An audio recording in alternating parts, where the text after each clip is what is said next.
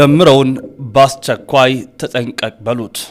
ስለዚህ አንተ ስዕል አድኖ አትቀበልም? አልቀበልም። ይሄ ስዕል አድኖ ምን ለኛ የዘላለም ሕይወት አይሰጠም። የኔታ ተስፋ ማርያም ምን ገጠማቸው?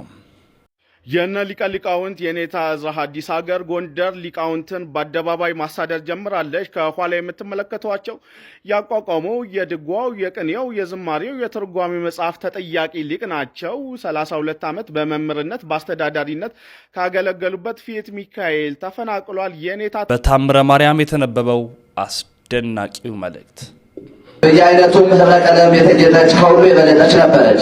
ያም ዓለማዊ የተወደዳችሁ ውድ ቤተሰቦቻችን ኦርቶዶክሳውያን እንዴት አላችሁ? እንዴት ቆያችሁ? እንዴት ሰነበታችሁ? ይህ ያሮስ ነው። አዘጋጅ አቅራቢው እኔ ወንድማችሁ ልዑል መብራቱ ነኝ። ዛሬም እንግዲህ እናንተን ያስተምሯችኋል፣ ይመክሯችኋል ብዬ ያሰብኩትን የተለያዩ የቪዲዮ መረጃ ማስረጃዎችን ከዛም ከዚህም ሰብሰብ አድርጌ ይዤ መጥቻለሁ። ወቅታዊ ጉዳዮችን ይተነተኑበታል። በተለይ ኦርቶዶክስን በጥቂት ቀናት አውቋት ለኦርቶዶክስ ጥብቅና ካልቆምኩ እያሉ ብዙ የስህተት ስራዎችን የሚሰሩ አካላትን እናጋልጣለን። ስለዚህ በደንብ አድርጋችሁ ላይክ በማድረግ በደንብ አድርጋችሁ ሼር በማድረግ በደንብ አድርጋችሁ በማዳረስ ከጎናችን እንድትቆሙ የሻትኩኝ ወደ ቪዲዮቹ በቀጥታ አምራለሁ። ከሁሉ በቅድሚያ እንግዲህ የእመቤታችንን ታምር እናስደምጣችሁ። አምላክ ወላዲተ አምላክ አቁራይተ ማት አዲተ ምሕረት ቤዛዊት ዓለም ድንግል ማርያም በተሰደደ ጊዜ አዳም ተስፋው የሴት ቸርነት የአቤል የዋህት የኖህ ሐመሩ የጌዲዮን ጸምሩ የሙሴ ጽላቱ እንደሆነች እናውቃለን። ይህች እናት ቅድስተ ቅዱሳን እመቤታችን ድንግል ማርያም እንግዲህ አሁን የምንጾመው ጾም ጾመ ነቢያት ይባላል። የክርስቶስን መወለድ፣ መጠመቅ፣ መሰቀል፣ መነሳት፣ ዳግም መምጣትን ነቢያት ይሆናሉ ብለው ተናግረዋል። እሱን በማሰብ እንጾማለን። ክርስቶስ ከመወለዱ በፊት ደግሞ አንዲት እናትን ተዋውቀናል። እሷም ድንግል ማርያም ናት። ወላዲተ አምላክ የአምላክ እናት አምላክን የወለደች ምንላት እመቤታችን ናትና ስለ እሷ እስኪ ከተነገረው አስደናቂው ታምር አንዱን ክፍል እናስደምጣቸው። በጌታ በኢየሱስ ስም አዳምጡት እስኪ። ልመናዋ ክብሯ ለዘላለም በእውነት ይደርብንና አምላክን የወለደች በድንጋሌ ሥጋ በድንጋሌ ነፍስ የጸናች ክብርት እመቤታችን ያደረገችው ተአምር ይሄ ነው። አምላክን የወለደች የእመቤታችንን ስዕል ያገኘ ከእስማኤል ወገን የሚሆን አንድ አረማዊ ሰው ነበረ።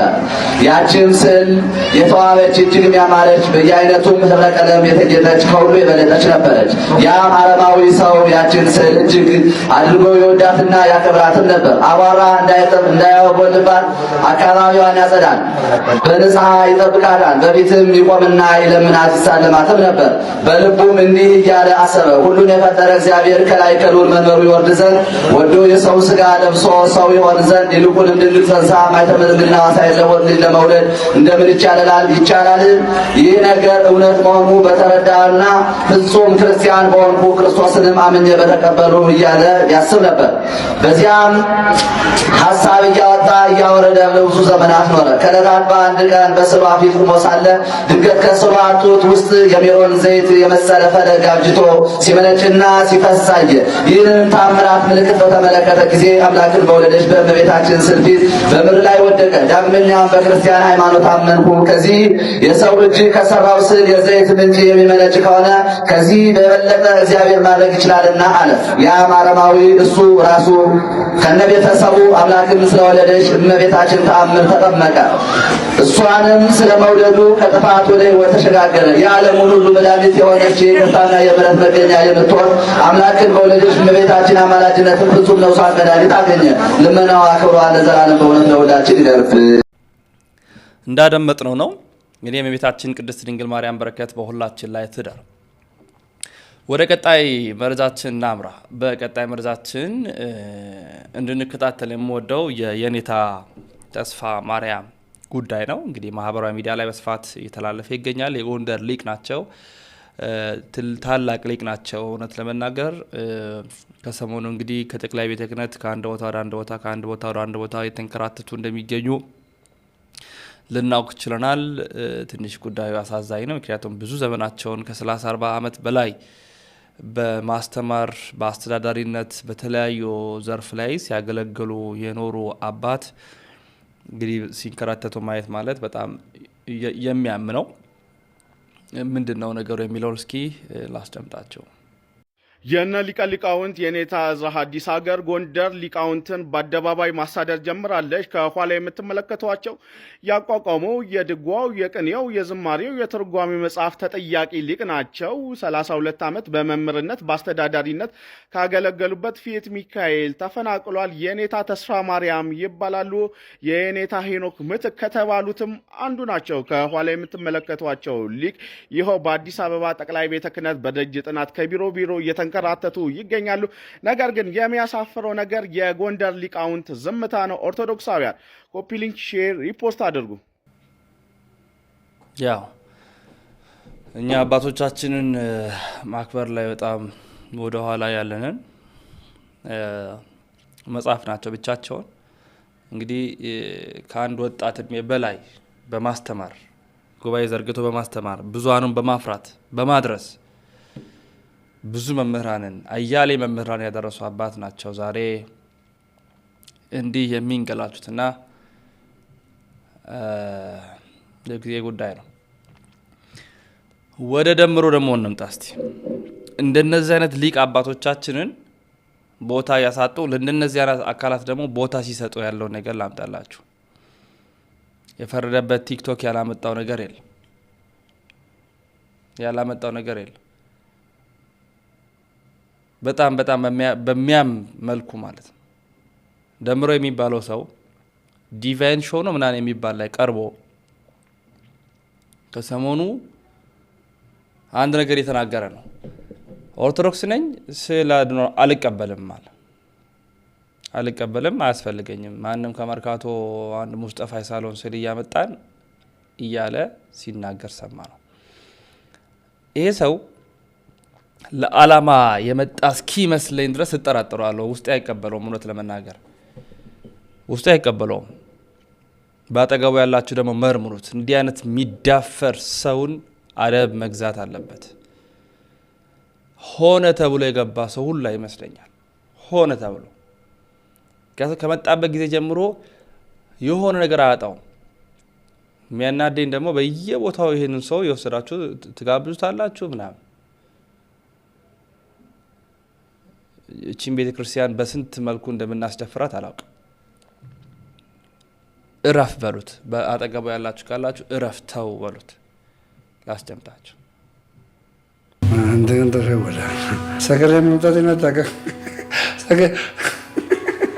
አሁን አንተ ጋዜጠኛ አንተ ሀብተወልድ ብለህ መጥራት አችልም። ደምረው የተዋህዶ ልጅ ወይም ደምሮ ብለህ ጥራኝ። ሀብተወልድ ማለት የሚችለው ካህን ብቻ ነው። ለምንድን ነው ስም አይደል? ሀብተወልድ የሚባሉ ብዙ ሰዎች አሉ። አንተ ብቻ ነህ። ስለዚህ አንተ ስዕል አድኖ አትቀበልም? አልቀበልም። ይሄ ስዕል አድኖ የምንለው እኛ የዘላለም ሕይወት አይሰጠንም። መርካቶ ሙስጠፋ ያተመውን እንትን እንዴት እቀበለዋለሁ? አልቀበልም። ስለዚህ አሁን ማስተላለፍ የምትፈልገው በቤታቸው የተቀመጡ ስዕል አድኖችን ከመርካቶ የገዛችኋቸውን አውጡ ነው። ወይ ግን እንደዚህ ለመጣመም ስንት ጊዜ ፈጀብህ? አብርሃም እስራኤላዊ ነው ወይ? እስራኤላዊ ሲባል እኮ ኪዳን ስላለው ነው። ሄጃ ካጣ የማርያም መንገድ ስጠኝ በለኝ። የነገርኩህ እኮ ነው። ሁሉንም ነገር ከገንዘብ ጋር የማያያዝ ሁሉንም ነገር እንዴት እኔ ጥቅም አገኝበታለሁ ብለህ ብቻ ነው የምትሰራው። እሺ አንድ አምጣልኝ። አንተ ከሐዋርያቱ መካከል በቅዱስ ጊዮርጊስ ስም አጋንንትን ያወጣ አንተም ታመጣለህ። እኔን የሾመኝ እግዚአብሔር ነው። ስለዚህ ቤተክርስቲያን አልሾመችም። ምን አገባህ? ክርስቶስ አለት ነው እንዴ? ድንጋይ ነው። ማየት ትችላለህ። ድንጋይ ነው። ወፍረህ ገርሞኛል። የዛ ጊዜ እንደዚህ አልነበርክም። ሆድህም ሰፋ ብሏል። ከዚህ በፊት ለሆዱን ሄደው ያሉት ሰዎች ማረጋገጫ እንደ ኦርቶዶክስ ሁሉንም ማወቅ ያለው የሚል አንድ ኦርቶዶክስ አያተመጣ ደምረው ማታ ከሆነ አላቅም በል። ጫፍጫፉን መታቀም ያለ ማወቅ ደግሞ ኃጢአት አለ። ከፍቶ ነበረ የሆነ ሰሞኑ ቪዲዮ ምጄ ላይ ስላለ ኦርቶዶክሳውያን ከእናንተ ይህን አልጠብቅም። ኦርቶዶክሳውያን ከተጠመኩ በኋላ እናንተን አምኜ ከገባው በኋላ የላችሁም። እንደውም በእኛ ውስጥ ገብተው ከውጭ ያልቻሉትን ውስጥ ገብተው ሊያፈርሱን ከመጡ መካከል ናቸው። ገዳም ውስጥ እናንተ ትላንት መጣችሁ ገዳምን ኦርቶዶክሳውያን ደምሮን ትፈልጉታላችሁ፣ አፈልጉ። ጠጅ ትጠጣና አልጠጣውም ትላለህ። መኪና ሳይጋጭ መኪና ተጋጨ ተሰበርኩ ትላለህ። የሆነ ነገር ታወራና የመካድ መንፈስ ውስጥ ነው አንተ ያለው። እዚህ ጋር አሁን እኮ ይሄኛው አጥንቴ ወልቋል። እዚህ ጋር ያለው አጥንቴ ወልቋል፣ ይለያል። አየሁ እዚህ ጋር አሁን ገና ሌላ ቦታ ነው ሄጄ የምታሽለው። ይታያል። ያንተ እንደዚህ አለበትም አብጧል። ይሄማ ድሮ ወይ ሳይክል ስትነዳ ምናምን የወደከው ይሆናል። ጎንደር የተዋህዶ ሀገር። አሁን የጠየቁን መሄጃ ስታጣ ወደዛ ወደ ግራ ቀኝ አትሆን፣ እንደ አረብኛ ጽሁፍ ወደ ግራ አታንብብ መስሎሻል። ቀጥይ አባቴ። በጊዮርጊስ አጋንንት ያወጣ በጊዮርጊስ እሺ በራሱ ቀየርክ በማንነቱ ማለት እሺ አንተ ራስህ ጥላ አይ በኢየሱስ አንተ ራስህ ጥላ ድራማ ነው ድራማ ነው ወይ አሁን እንደዚህ ድራማ ነው ወይ ኦርቶዶክሳውያን በዚህ የሚደሰቱ መስሎ ከሆነ አይደለም ተሳስተሃል። አጋንንቶች ቆይ እጁ ብቻ እንደዚህ ያደረገ እንደዚህ ያደረገ ኖ አይደለም። መስቀል ቤዛ ነው። ቤዛ ታውቃለህ፣ ቤዛ ኢየሱስ ክርስቶስ ነው። መስቀሉ ያለ ኢየሱስ ክርስቶስ ቤዛ ሊሆን አይችልም። አንተ እኮ የሞተ ሰው ይገባል እያልክ ነው። እኔ አሁን ለምሳሌ የሞተ ሰው ሲጸለይለት ይገባል። በሳብና ድጋሚ አጀንዳ ለመሆን ፈልጋችሁ ስዕላን አልቀበላቸውም ቅዱሳን ስዕላን። ይሄ በነገራችን ላይ የኢትዮጵያ ኦርቶዶክስ ተዋሕዶ ቤተክርስቲያን ውስጥ መጥቶ ሁሉንም አለመቀበል አይቻልም። መጀመሪያውኑ የቤተክርስቲያን ስርዓትን ሳያውቁ መጥተው ከላይ ለሚሉ ሰዎች እናንተ የሃይማኖት ፖለቲከኛና ነጋዴ እንጂ ሃይማኖተኛ አይደላችሁም ነው የምንላችሁ። ደምረው እረፍ ወንድማችን፣ ደምረው ማህበራዊ ሚዲያ ላይ ወጥተህ ኦርቶዶክሳውያን ትታችሁኛል ያልካቸው ገንዘብ በማሰባሰብ የሚሰሩ ቲክቶከሮች አሁንም ወደ ገንዘብ ማሰባሰብ ስራ መጥተው ሳንቲም እንዲከፈልህ ደሞዝ እንድታገኝ በሰራው ልክ እንድታገኝ ስላደረጉ ነው። አሁን ደግሞ ቤተክርስቲያን የምታከብረውን ቅዱሳን ስዕላትን በፕሮቴስታንት ማህበራዊ ሚዲያ ላይ ሄዶ ለትችት መቅረብና ለትችት እንዲሆን አድርጎ መናገር ለአጀንዳ ፍብረካ ነው። ፕሮግራም ሲወጣ በደንብ በትንታኔ እናየዋለን። ለዛሬው ግን እረፍ። እንዲህ የምታደርጉ ኦርቶዶክሳውያን እረፍ። ለገንዘብ ብላችሁ ቅዱሳን ስዕላንን፣ ነዋያትን፣ ድርሳናትን፣ ገድላትን እናገራለሁ ለምትሉ እረፍ። ካላመናችሁ ወደ መጣችሁበት መመለስ ትችላላችሁ። እኛ ስለ እናንተ አይደለም ጉዳያችን፣ ስለ ኩላዊት ቅድስት ስለሆነችው ቤተክርስቲያን ነው የምንናገረው። እረፉ። ገንዘብ አይሰውራችሁ፣ ገንዘብ አይዘውራችሁ። በገንዘብ ስራ አትሽከርከሩ። ቲክቶከር ስለሆናችሁ፣ ዩቲዩበር ስለሆናችሁ፣ ጳጳስ ስለሆናችሁ፣ ቄስ ስለሆናችሁ ጻድቅ ነኝ ብላችሁ አትናገሩ። ማንም አይደላችሁም እያንዳንዳችሁ። አሪዮስ እኮ ጳጳስ ነበር። አሪዮስ ጳጳስ ነበር። የዘመኑ አሪዮሶች ደግሞ እናንተ ናችሁ። ቆብ አድርጋችሁ የምትነግዱ፣ በቤተ ክርስቲያን ስም የምትጨፍሩ፣ ኦርቶዶክሳዊ ነኝ በሚል የምትነግዱ፣ ቲክቶከር ነኝ በማለት ደግሞ የተቀደሳችሁ የሚመስላችሁ ለእናንተ ነው። እረፉም ብለው ለእናንተ እንዲህ አይነት ሰዎች ለምታሰሩ ሰዎችም ተጠንቀቁ። ምክንያቱም ቤተ ክርስቲያን በሚያሰድብ ሰው የቤተ ክርስቲያን ገቢ አንሰበስብም።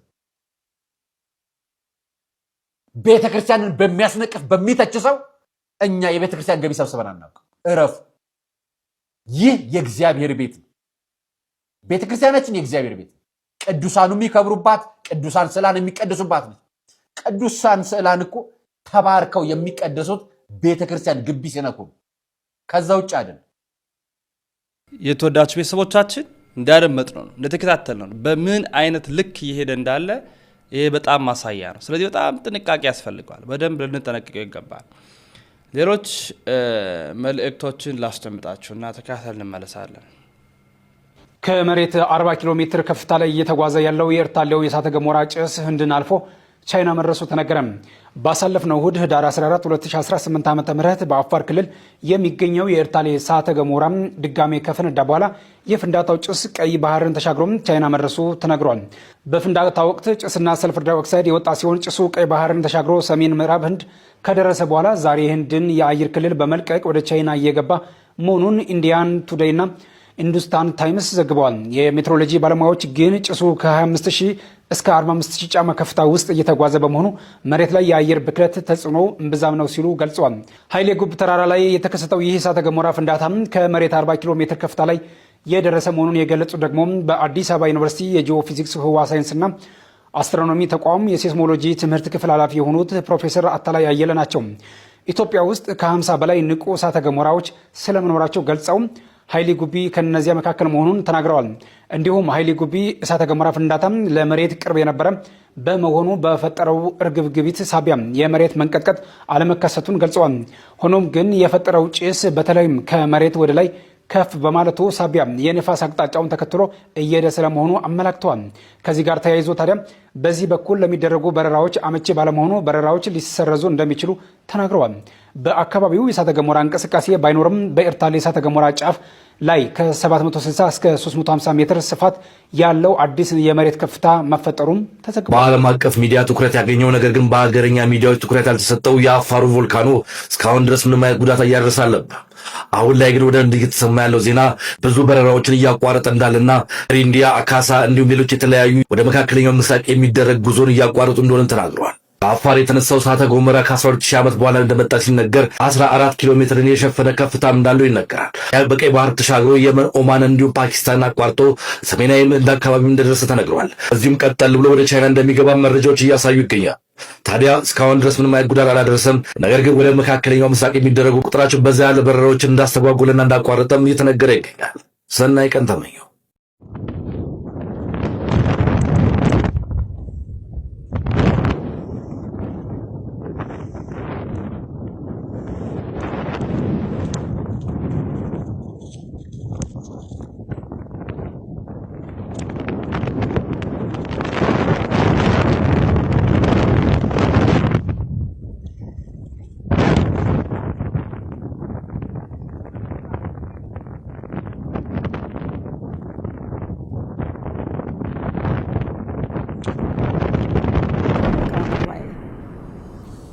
በአፋር በኩል ያለውን ነገር የተናገሩትና እኛም ግራ ተጋብተን ዴድ ቮልኬኖ ነው ብለን ነው ያሰብነው። ግን አክቲቭ የሚሆንበት ጊዜ አለ ተብሎ 4 ቦታዎች መሬት እንደሚሰነጠቅ ተናግረዋል። አሁን ትንሿ የመጀመሪያው ደረጃ ነው አሁን የታየው። ለዚህ ግን መጀመሪያ ዝግጅት ያስፈልጋል። አሁን ይሄኛው መርዛማ ውሃ አለው።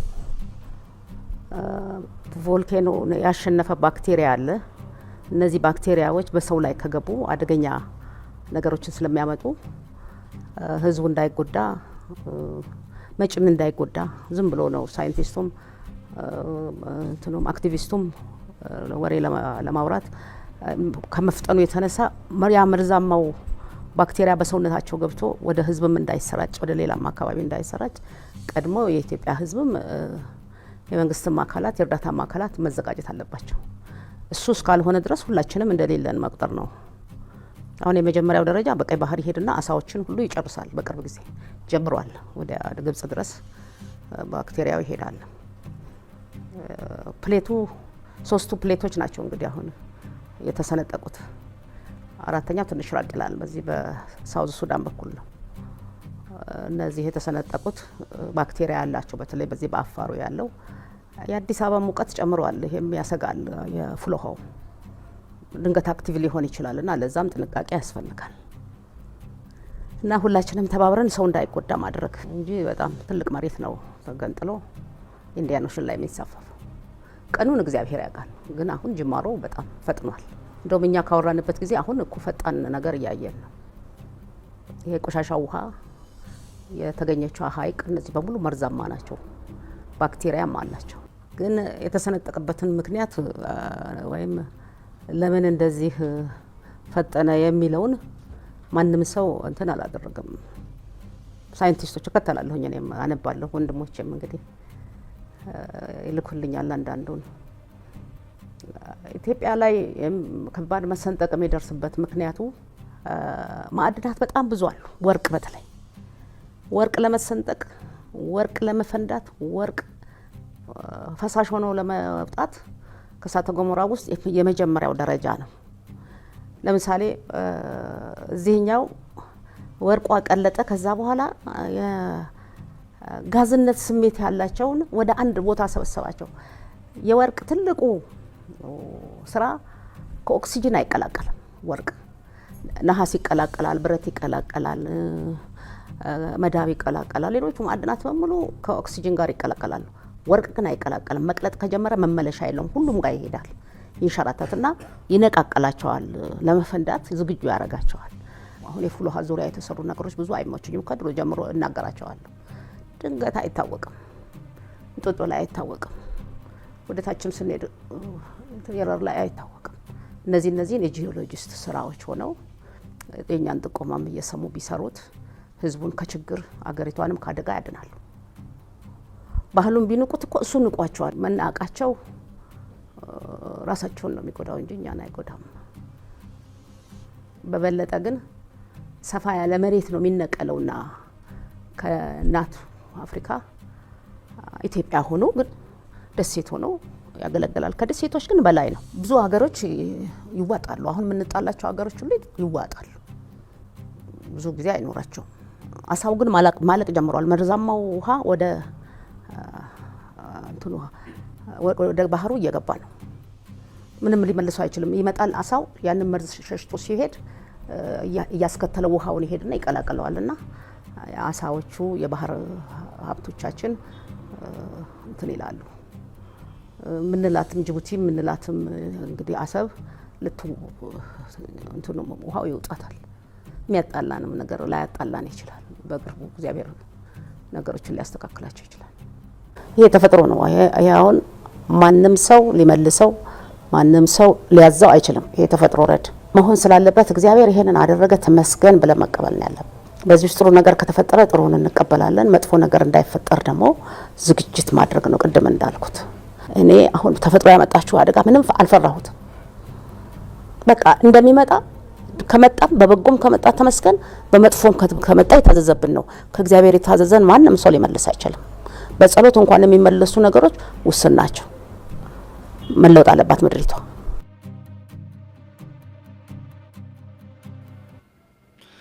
የተወዳጅ ቤተሰቦቻችን ይህንን መረጃ ጉልበት እንዲኖሩ አድርጉ። ሌሎች መረጃዎችንም በቀጣይ ማመጣ ነው የሆነው። ከወላይታ ጋር የተገናኙ መረጃዎችን፣ ሌሎች መረጃዎችንም ሰፋፊ ጉዳዮችንም እናስደምጣችኋለን። ስለዚህ ጥብቅ የሆነ መረጃዎችን ስናቀርብላችሁ ከእናንተ የሚጠበቀውን ነገር ማድረግ እንዳይዘነጋ